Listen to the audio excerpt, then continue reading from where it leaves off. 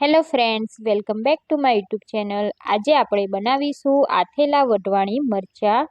જમવાનો સ્વાદ બમણો કરી દે એવા ટેસ્ટી મરચાં કેવી રીતે આથવા તે જણાવીશું।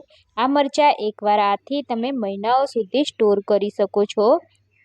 ઘણા લોકોને આથેલા મરચાંમાં થોડાક જ દિવસમાં ચીકણા થઈ જતા હોય છે અને ફૂગ આવી જતી હોય છે। તો એ ના થાય એના માટે શું ધ્યાન રાખવું એ હું તમને આ વિડીયોમાં જણાવીશ, તો વિડીયોમાં બને રહેજો। તો વઢવાણી મરચાં બનાવવા માટે આપણે અહીંયા 250 ગ્રામ જેટલા વઢવાણી મરચાં જે આવે છે, જે તમને માર્કેટમાં ઇઝીલી મળી જશે, તે લીધા છે।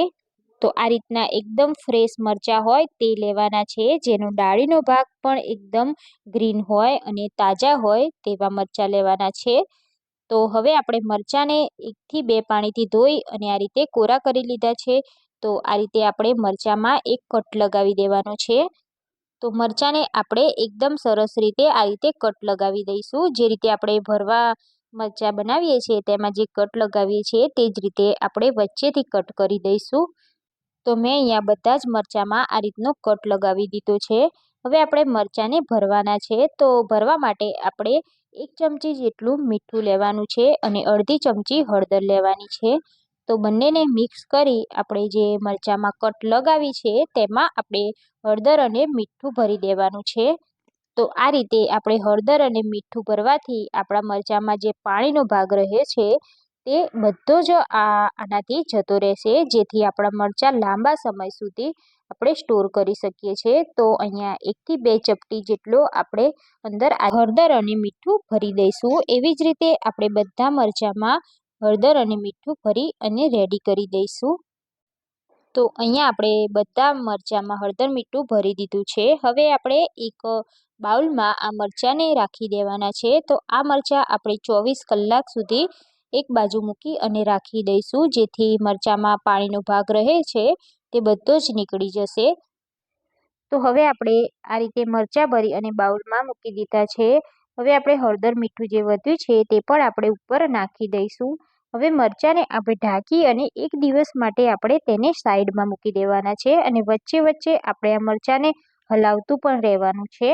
તો મેં અહીંયા મરચાંને 24 કલાક માટે સાઈડમાં મૂકી દીધા હતા। તમે જોઈ શકો છો મરચાંમાંથી પાણી પણ છૂટી ગયું છે। તો હવે આપણે આ મરચાંને કોરા કરવાના છે। તો એના માટે મેં અહીંયા કોટનનું કપડું લીધું છે। તો એના ઉપર આપણે એક એક કરી અને મરચાંને રાખી દઈશું। તો લગભગ 3 થી 4 કલાક જેવું આપણે મરચાંને આ પેપર ઉપર રાખી દેવાના છે। જો તમારી પાસે આ રીતનું કપડું ના હોય તો તમે અહીંયા દુપટ્ટો વાપરી શકો છો, પેપર પણ વાપરી શકો છો, કે પછી કિચન પેપર આવે છે તે પણ લઈ શકો છો। તો હું અહીંયા એવી જ રીતે બધા જ મરચાંને આ રીતે એકદમ સરસ રીતે સુકાવા મૂકી દઈશ। તો આ મરચાંને આપણે તડકામાં કે પછી પંખામાં નથી સૂકવવાના, એમનેમ જ આપણે ડ્રાય કરવાના છે। તો અહીંયા આપણા એકદમ સરસ રીતે મરચાં સુકાઈ ગયા છે। હવે આપણે મરચાંને આથવાના છે। તો એના માટે મેં અહીંયા 1 વાડકી જેટલા રાઈના કુરિયા લીધા છે। તો આ રીતે આપણે રાઈના કુરિયાને એક બાઉલમાં લઈ અને આ રીતે વચ્ચે જગ્યા કરી દઈશું। હવે આપણે વચ્ચે અડધી ચમચી જેટલી હિંગ એડ કરવાની છે અને 1 ચમચી જેટલું મીઠું એડ કરવાનું છે અને અડધી ચમચીથી ઓછી આપણે હળદર એડ કરીશું અને મિક્સ કરી લઈશું। હવે આપણે અહીંયા 1 વાડકી જેટલું તેલ ગરમ કરવા રાખ્યું છે। તો મેં અહીંયા સિંગ તેલ લીધું છે, પણ તમારી જોડે જો સરસોનું તેલ હોય તે પણ તમે લઈ શકો છો। તો તેલને આપણે ગરમ કરી દીધું છે અને થોડું ઠંડુ પણ કરી લીધું છે।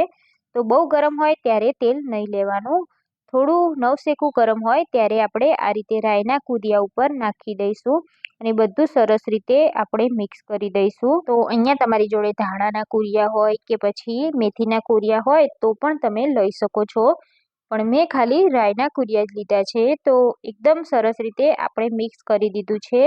હવે જે આપણે મરચાં સૂકવીને રાખ્યા છે તે આમાં એડ કરી દેવાના છે। તો અહીંયા આપણે બધા જ મરચાં આમાં એડ કરી દઈએ અને સરસ રીતે આપણે મિક્સ કરી લઈશું, જેથી બધા જ મરચાં ઉપર રાઈના કુરિયાનો વઘાર આપણો આવી જાય। તો તમે જોઈ શકો છો એકદમ સરસ રીતે આપણે મિક્સ કરી દીધું છે। તો અહીંયા આપણે મરચાં લાંબા સમય સુધી બગડે નહીં એના માટે એક સિક્રેટ ઇન્ગ્રીડિયન્ટ એડ કરીશું। તો મેં અહીંયા 1 લીંબુના આ રીતના નાના નાના ટુકડા કરી અને એડ કરી દીધા છે.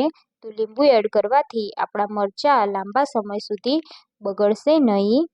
તો મરચાં આપણા ચીકણા પણ નહીં થાય અને એમાં ફૂગ પણ નહીં આવે લીંબુ એડ કરવાથી. હવે આપણે ઢાંકી અને 1 કલાક માટે સાઈડમાં મૂકી દઈશું. 1 કલાક જેવું થઈ ગયું છે.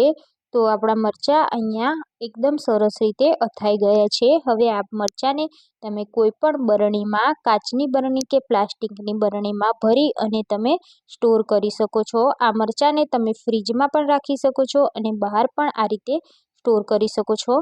તો આ ટિપ્સ સાથે તમે મરચાંને આંચશો તો તમારા મરચાં ક્યારેય પણ નહીં બગડે અને જમવાનો સ્વાદ વધારે એવા આપણા આથેલા મરચાં તૈયાર થઈ ગયા છે. અને તમે ટ્રાવેલિંગમાં પણ લઈ જઈ શકો છો. થેપલા, ભાખરી કે પછી રોટલા સાથે ખાશો તો ખાવાની ખૂબ જ મજા આવે છે. જો તમને મારો વિડીયો પસંદ આવ્યો હોય તો વિડીયોને લાઇક અને શેર જરૂરથી કરજો અને ચેનલને સબસ્ક્રાઇબ ના કરી હોય તો ચેનલને સબસ્ક્રાઇબ કરી લેજો અને બાજુમાં આપેલા બેલ આઇકોન પર ક્લિક કરી લેજો જેથી આવીને આવી નવી રેસીપીના નોટિફિકેશન તમને મળી શકે. તો ફરી મળીશું એક નવી રેસીપી સાથે. Thanks for watching.